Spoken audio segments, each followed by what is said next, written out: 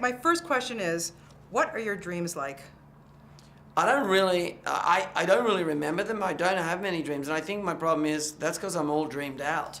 I think my days are full of, they're labour and they're incredible work, but I'm surrounded by so much. Like my mind is constantly I'm running the movie in my head so I really don't have like these kind of, people think I have this in my head and when I sleep. When I sleep, well, I barely sleep, so that's my big problem. Maybe that's why I don't dream.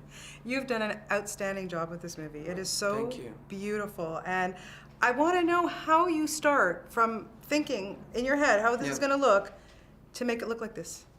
Well, I start, first of all, with this sort of thing of, not what do I want to make, but what do I need to make? Like, I might want to do a rom-com. Sometimes I go, I just want to make something really simple, quick, fast, and fun.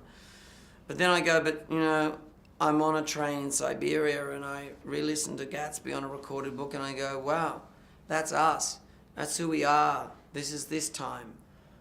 How could I maybe reveal that in a way in which it felt like you were reading the book in 1925, and then I get stuck with this crazy idea and I can't let it go and it can't let me go, and 10 years go by and I get the rights and I have a life and my children come and I'm still doing it, and I even when I try and walk, something happens, and even when I try and walk away from these ideas, I'm a bit like Al Pacino in The Godfather, they pull me back in. So there I was, Gatsby, and now I go, oh, please don't say it's in 3D, but it has to be because Fitzgerald was a modernist.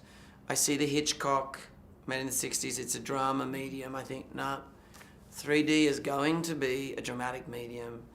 Fitzgerald would have done it. I've got to do it. I've got to put up with the noise and all the mud and all that. So that's how it goes. It's that's awesome. how it rolls. And then you have to pick a cast. And I have to say, I remember way back in the 1970s watching the original Great Gatsby, and I think that's when I fell in love with Robert Redford. Right. And we look at, Leonardo DiCaprio in this movie, and I'm thinking, oh my God, matinee idol. I mean, why was he... Well, Robert Redford was responsible for this movie, my version, because my dad ran the cinema for a short time, and I said, which Catch the Sundance Kid? I was 7.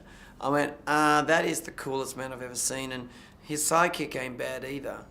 And then I saw Sting, and I went, those two are super cool. I saw Gatsby, and I remember thinking, he's cool, it's beautiful, but I didn't know who Gatsby was.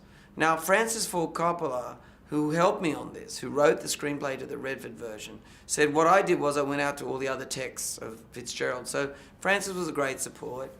I even read a book, actually, about the making of that 70s version, and Redford himself wanted to put more of the flashback in. He wanted to put the Dan Cody story in, and they didn't do it.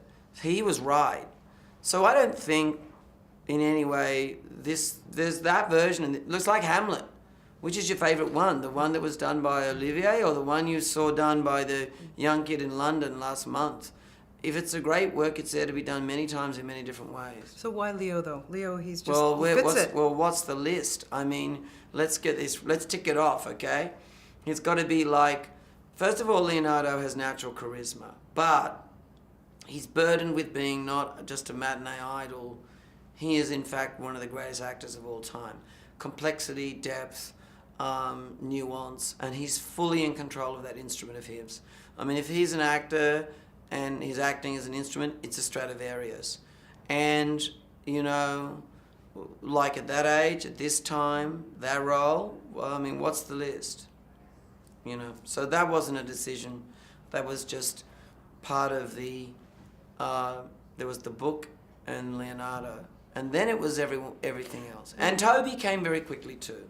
Because I would have thought of Toby, but I've known them. Leonardo, one of the things about Leonardo, he is actually a really warm and good person. And he's surrounded, all those people he's known, I've known them for nearly 20 years. Those friends have been there all that time.